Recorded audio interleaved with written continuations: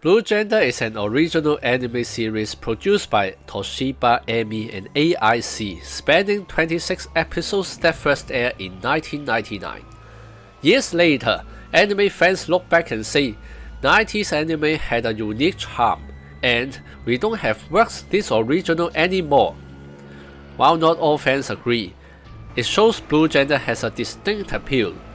This video summarizes the work as steady and stable, bordering on mediocrity. Steady and stable, proper script writing. The solid script writing is Blue Gender's biggest strength, showing creators that a compelling story structure and well-developed characters can lead to a largely successful narrative. First, the story structure can be divided into three main parts: episodes 1 to 11 for the first half, 12 to 23 for the second half, and 24 to 26 for the epilogue. The first half is set on Earth, where the male lead Kaido Yuji wakes from suspended animation.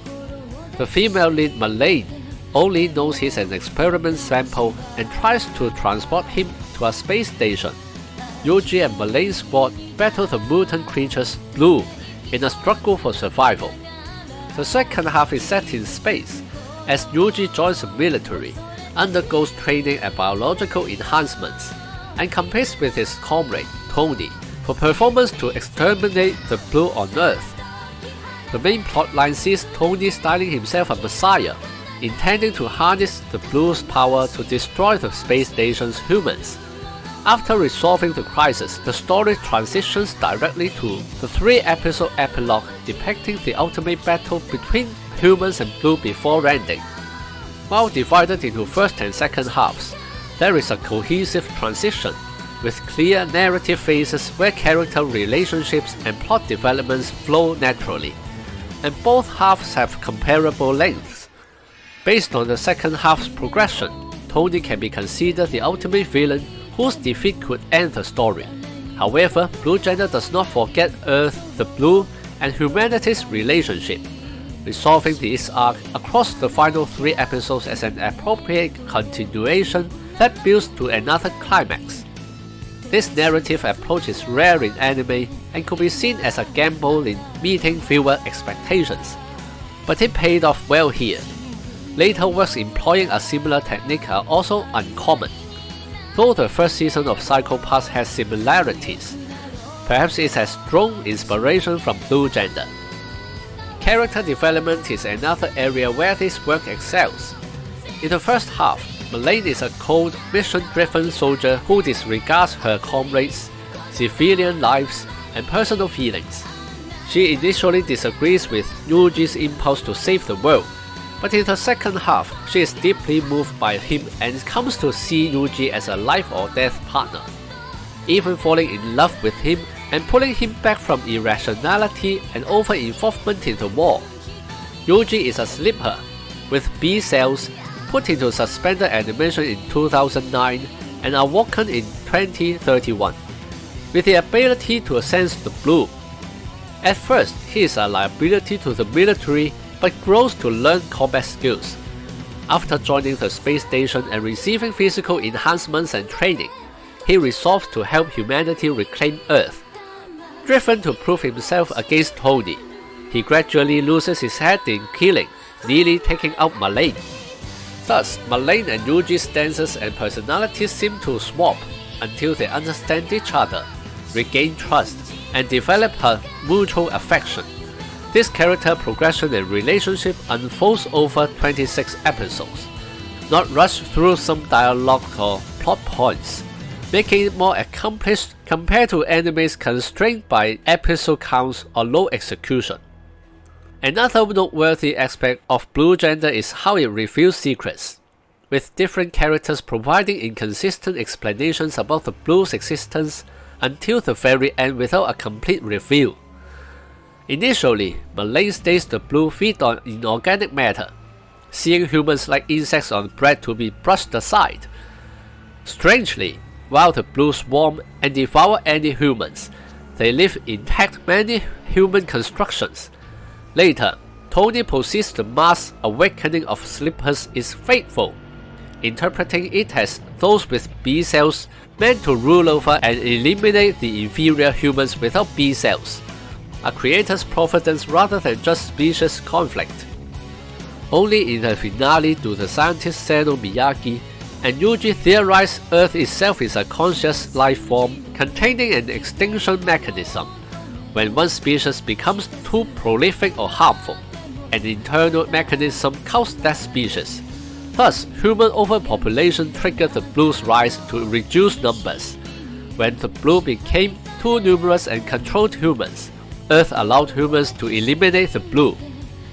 Bordering on mediocrity, why not be more ambitious? As described above, blue gender should be considered a good work, but ultimately it is just a distinctive yet averagely executed piece. The key issue being that various aspects feel incomplete, as if hitting a bottleneck and stagnating. What initially grabbed attention are the grotesque human-devouring monsters, the regurgitation of green spherical objects, and the gory battles with mechas like a B-movie. These scenes manage to depict humanity's precarious situation without becoming redundant or repetitive. Still, the show somewhat underutilized its own grim resources. In episode 11, Go Mad, the extreme soldier Han seems infected by B cells, undergoing bodily mutation, but nothing similar follows. Later, Tony communicates and controls the blue, revolting against the space station while deludedly styling himself a savior, shown only piloting an unseen mecha. He could have been characterized as a half-human, half-beast, half-machine cyberpunk to visually match his twisted psyche and reinforce his villainy. Episode 15, Calm, has Yuji discover remote space station areas where soldiers secretly tryst, hinting Alicia's flirt with Yuji but never elaborated. Characters sometimes act intimately in public or private to unclear narrative purposes. Such scenes don't seem intended as mere lurid fan service, yet their meaning is uncertain, feeling out of place in the context. Whether depicting bloodshed, sex, or human bestial mutations, Blue Gender fails to properly utilize such content. Given its dark, tragic tone depicting mature content, it could have integrated the story, plot points, and visuals to convey primal human urges of sex and violence as expressions of the twisted humanity and apocalyptic dread, potentially making for a more profound, affecting experience. While the script was described as solid, the internal theories are quite questionable.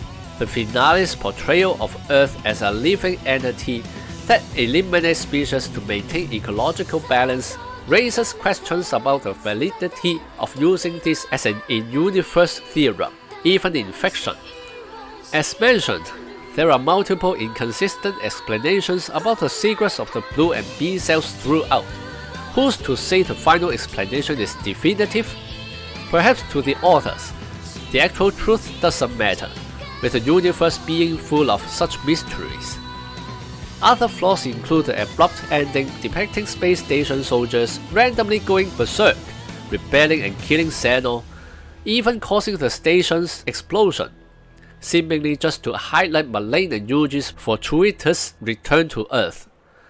Some animation is quite rough, most noticeably with vehicle movements over different terrain. Conclusion: cherishing a special work in a unique era. After watching all 26 episodes of Blue Gender, it wasn't a waste of time. It had both good and bad aspects, with distinctive rarely seen qualities and solid fundamental scripting. It can be seen as representative of the 90s anime industry's diverse experimentation. Nowadays, many anime follow formulas, so revisiting works like Blue Gender reveals a distinct charm worth appreciating for the production team's boldness. Looking back years later, one can only lament not pushing further for even greater originality that could have created an unconventional classic. If you have any idea or like this video, please comment, like, subscribe and share. I'll be grateful if you become a member on Patreon, making us go even further. See you on the next video.